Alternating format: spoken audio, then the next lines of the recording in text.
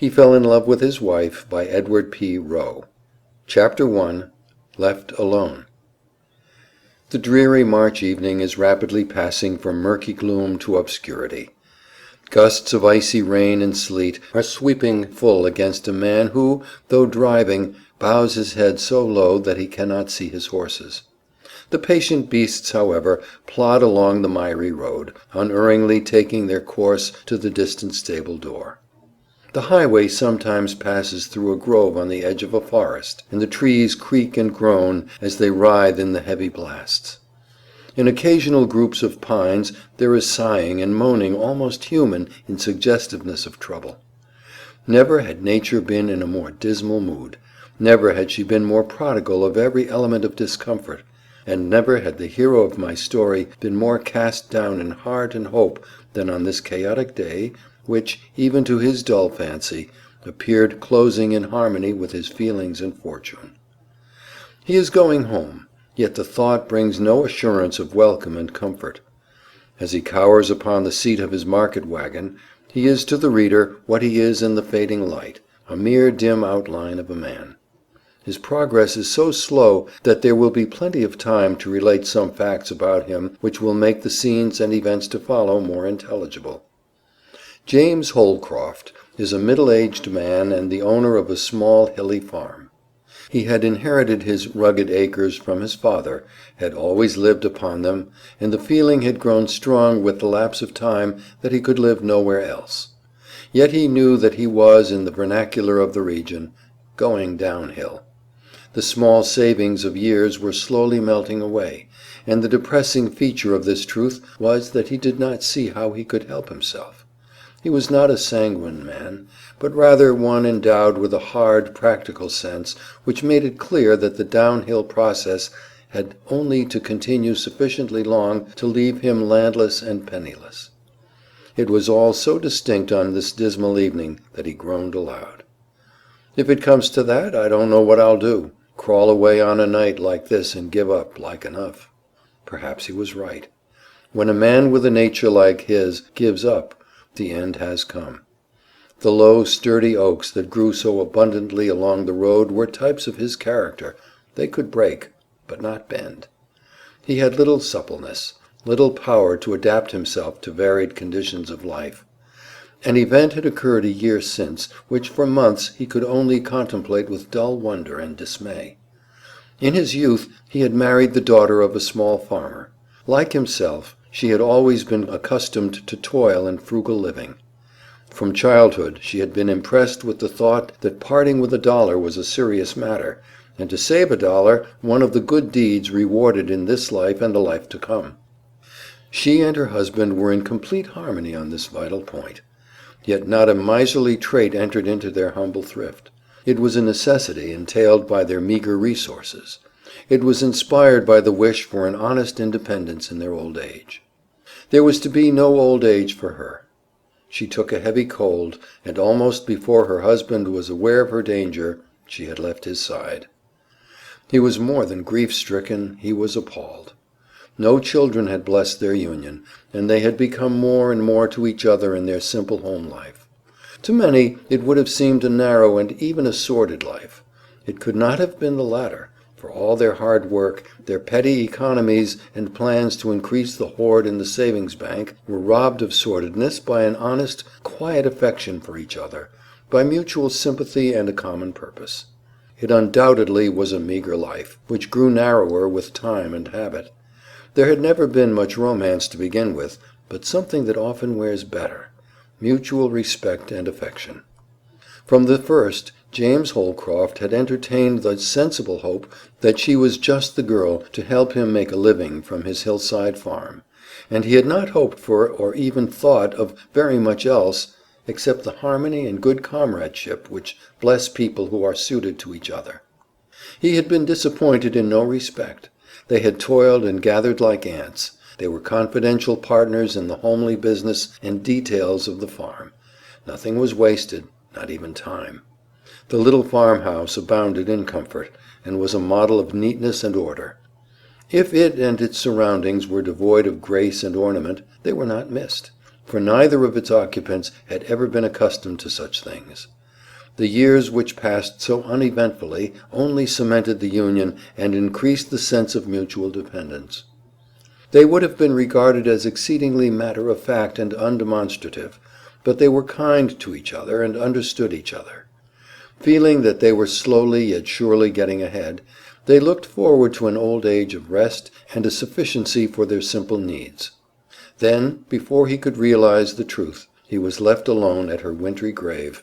Neighbors dispersed after the brief service, and he plodded back to his desolate home. There was no relative to step in and partially make good his loss. Some of the nearest residents sent a few cooked provisions until he could get help, but these attentions soon ceased. It was believed that he was abundantly able to take care of himself, and he was left to do so. He was not exactly unpopular, but had been much too reticent and had lived too secluded a life to find uninvited sympathy now. He was the last man, however, to ask for sympathy or help, and this was not due to misanthropy, but simply to temperament and habits of life.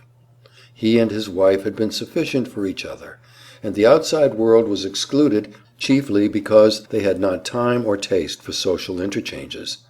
As a result, he suffered serious disadvantages. He was misunderstood and virtually left to meet his calamity alone. But indeed he could scarcely have met it in any other way. Even to his wife he had never formed the habit of speaking freely of his thoughts and feelings. There had been no need, so complete was the understanding between them. A hint, a sentence, revealed to each other their simple and limited processes of thought. To talk about her now to strangers was impossible. He had no language by which to express the heavy, paralyzing pain in his heart. For a time he performed necessary duties in a dazed, mechanical way. The horses and livestock were fed regularly, the cows milked, but the milk stood in the dairy room until it spoiled. Then he would sit down at his desolate hearth and gaze for hours into the fire, until it sunk down and died out. Perhaps no class in the world suffers from such a terrible sense of loneliness as simple-natured country people, to whom a very few have been all the company they required. At last Holcroft partially shook off his stupor, and began the experiment of keeping house and maintaining his dairy with hired help. For a long time he had struggled on through all kinds of domestic vicissitude, conscious all the time that things were going from bad to worse. His house was isolated, the region sparsely settled, and good help difficult to be obtained under favoring auspices. The few respectable women in the neighborhood who occasionally lent a hand in other homes than their own would not compromise themselves, as they expressed it, by "keepin' house for a widower." Servants obtained from the neighboring town either could not endure the loneliness, or else were so wasteful and ignorant that the farmer, in sheer desperation, discharged them. The silent, grief-stricken, rugged-featured man was no company for anyone. The year was but a record of changes, waste, and small pilferings. Although he knew he could not afford it, he tried the device of obtaining 2 women instead of 1, so that they might have society in each other. But either they would not stay, or else he found that he had 2 thieves to deal with instead of 1, brazen, incompetent creatures who knew more about whiskey than milk, and who made his home a terror to him. Some asked good-naturedly, "Why don't you marry again?" Not only was the very thought repugnant, but he knew well that he was not the man to thrive on any such errand to the neighboring farmhouses. Though apparently he had little sentiment in his nature, yet the memory of his wife was like his religion. He felt that he could not put an ordinary woman into his wife's place and say to her the words he had spoken before. Such a marriage would be to him a grotesque farce, at which his soul revolted. At last he was driven to the necessity of applying for help to an Irish family that had recently moved into the neighborhood. The promise was forbidding, indeed, as he entered the squalid abode in which were huddled men, women, and children. A sister of the mistress of the shanty was voluble in her assurances of unlimited capacity. "Faith, I can do all the work, indoors and out, so I takes the notion," she had asserted. There certainly was no lack of bone and muscle in the big, red-faced, middle-aged woman who was so ready to preside at his hearth and glean from his diminished dairy a modicum of profit. But as he trudged home along the wintry road, he experienced strong feelings of disgust at the thought of such a creature sitting by the kitchen fire in the place once occupied by his wife. During all these domestic vicissitudes, he had occupied the parlor, a stiff, formal, frigid apartment, which had been rarely used in his married life. He had no inclination for the society of his help. In fact, there had been none with whom he could associate. The better class of those who went out to service could find places much more to their taste than the lonely farmhouse. The kitchen had been the one cozy, cheerful room of the house, and, driven from it, the farmer was an exile in his own home. In the parlor he could at least brood over the happy past, and that was about all the solace he had left. Bridget came and took possession of her domain with a sang-froid which appalled Holcroft from the first. To his directions and suggestions she curtly informed him that she knew her business and didn't want no mon around, orderin' and interferin'. In fact, she did appear, as she had said, capable of any amount of work, and usually was in a mood to perform it. But soon her male relatives began to drop in to smoke a pipe with her in the evening. A little later on, the supper table was left standing for those who were always ready to take a bite. The farmer had never heard of the camel who first got his head into the tent, but it gradually dawned upon him that he was half supporting the whole Irish tribe down at the shanty.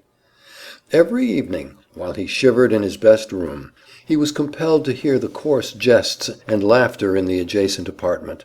One night his bitter thoughts found expression. "I might as well open a free house for the keeping of man and beasts." He had endured this state of affairs for some time simply because the woman did the essential work in her offhand, slapdash style, and left him unmolested to his brooding, as long as he did not interfere with her ideas of domestic economy. But his impatience and the sense of being wronged were producing a feeling akin to desperation. Every week there was less and less to sell from the dairy. Chickens and eggs disappeared, and the appetites of those who dropped in to "kape Bridgie from bein' a bit lonely" grew more voracious. Thus matters had drifted on until this March day when he had taken 2 calves to market. He had said to the kitchen potentate that he would take supper with a friend in town and therefore would not be back before 9 in the evening. This friend was the official keeper of the poorhouse and had been a crony of Holcroft's in early life. He had taken to politics instead of farming, and now had attained to what he and his acquaintances spoke of as a snug berth. Holcroft had maintained with this man a friendship based partly on business relationships, and the well-to-do purveyor for paupers always gave his old playmate an honest welcome to his private supper table, which differed somewhat from that spread for the town's pensioners. On this occasion the gathering storm had decided Holcroft to return without availing himself of his friend's hospitality, and he is at last entering the lane leading from the highway to his doorway. Even as he approaches his dwelling, he hears the sound of revelry and readily guesses what is taking place. Quiet, patient men, when goaded beyond a certain point, are capable of terrible ebullitions of anger, and Holcroft was no exception. It seemed to him that night that the God he had worshipped all his life was in league with man against him. The blood rushed to his face, his chilled form became rigid with a sudden passionate protest against his misfortunes and wrongs. Springing from the wagon, he left his team standing at the barn door, and rushed to the kitchen window. There before him sat the whole tribe from the shanty, feasting at his expense. The table was loaded with coarse profusion. Roast fowls alternated with fried ham and eggs. A great pitcher of milk was flanked by one of foaming cider, while the post of honor was occupied by the one contribution of his self-invited guests, a villainous-looking jug. They had just sat down to the repast, when the weazen-faced patriarch of the tribe remarked, by way of grace, it may be supposed, "Be jabbers, but isn't old Holcroft giving us a fine spread the night? Here's bad luck to the glowerin' old skinflint," and he poured out a bumper from the jug. The farmer waited to see and hear no more. Hastening to a parlor window, he raised it quietly and clambered in, then taking his rusty shotgun, which he kept loaded for the benefit of the vermin that prowled about his hen roost, he burst in upon the startled group. "Be off!" he shouted. "If you value your lives, get out of that door, and never show your faces on my place again. I'll not be eaten out of house and home by a lot of jackals." His weapon, his dark, gleaming eyes, and desperate aspect taught the men that he was not to be trifled with a moment, and they slunk away. Bridget began to whine. "Yez wouldn't turn a woman out in the night and storm." "You are not a woman," thundered Holcroft. "You are a jackal, too. Get your traps and begone. I warn the whole lot of you to beware. I give you this chance to get off the premises, and then I shall watch for you all, old and young." There was something terrible and flame-like in his anger, dismaying the cormorants, and they hastened away with such alacrity that Bridget went down the lane screaming, "Stop, I tell yez, and be after waiting for me." Holcroft hurled the jug after them with words that sounded like an imprecation.